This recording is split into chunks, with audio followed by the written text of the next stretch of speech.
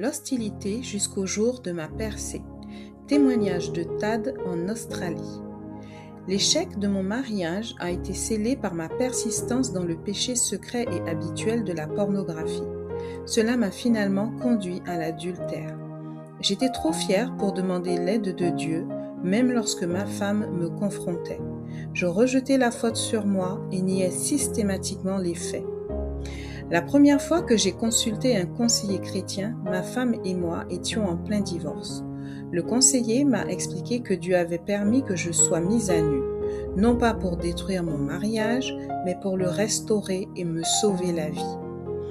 Après notre conversation, j'ai fait une recherche sur Internet avec les mots-clés « mariage restauré » et j'ai trouvé Restore Ministries, RMI. Remplir les formulaires a été très éprouvant. Cependant, j'étais tellement las des dissimulations et des mensonges que j'ai fini par avouer. Je voulais changer. J'ai reçu mon bilan conjugal de la part de RMI, ce qui m'a vraiment remonté le moral. Les livres de RMI étaient difficiles à accepter car à chaque page, mes erreurs étaient encore plus flagrantes. C'est pourtant à ce moment-là que Dieu a commencé à me transformer. Je me suis plongée dans la Bible comme jamais auparavant. J'ai commencé à prier 2 fois par jour pendant environ 30 minutes en louant Dieu avant chaque prière.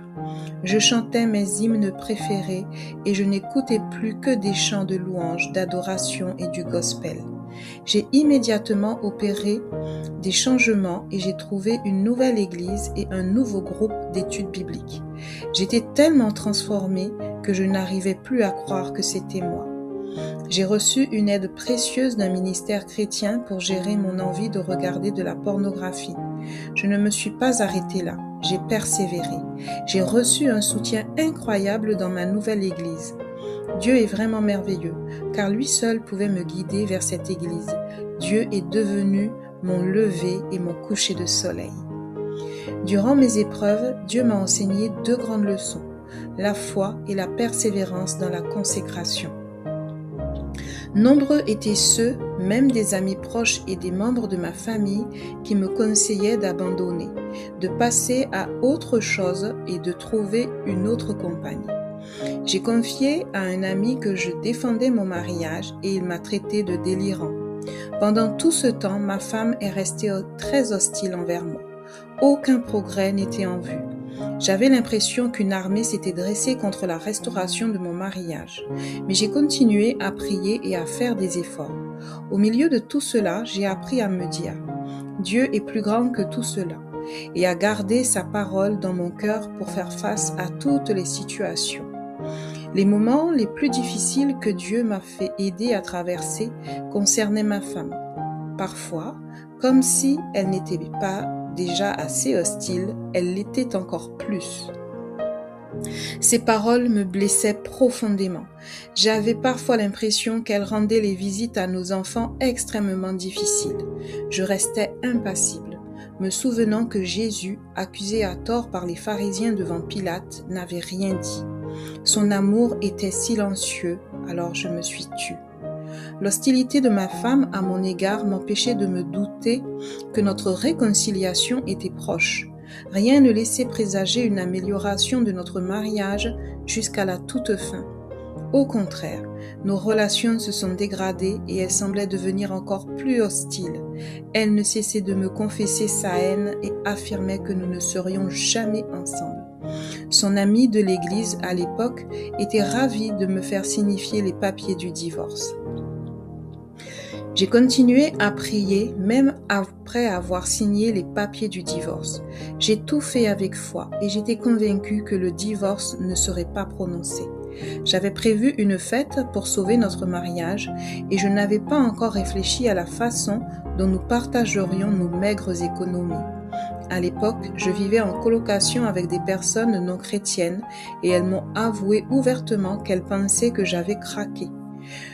Un dimanche matin, alors que j'allais chercher les enfants, ma femme m'a demandé sans prévenir comment sauver un mariage.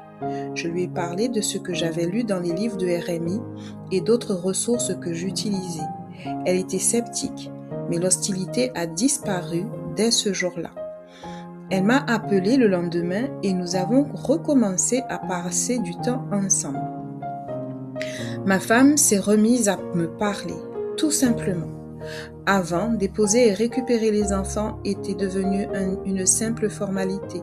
Mais depuis ce jour où nous avons discuté, les appels sont devenus plus fréquents et elle a commencé à m'inviter à dîner chez elle pour que je puisse passer du temps avec elle et l'aider avec les enfants. Aujourd'hui, je souhaite encourager d'autres hommes à ne jamais cesser de chercher le Seigneur. Je vous en prie, ne cessez jamais de prier, d'adorer Dieu, ni de chercher sa parole. Ayant moi-même commis l'adultère, je suis désormais vigilant face à ce mal qui rôde et cherche une proie. Ma femme et moi sommes toujours ensemble et notre communauté religieuse nous aide à consolider notre mariage. Mon groupe d'études bibliques pour hommes, auquel je participe toujours, m'a soutenu et a prié avec moi pendant cette période difficile. J'écoute des podcasts en voiture et j'ai remplacé toutes mes habitudes profanes par des habitudes spirituelles.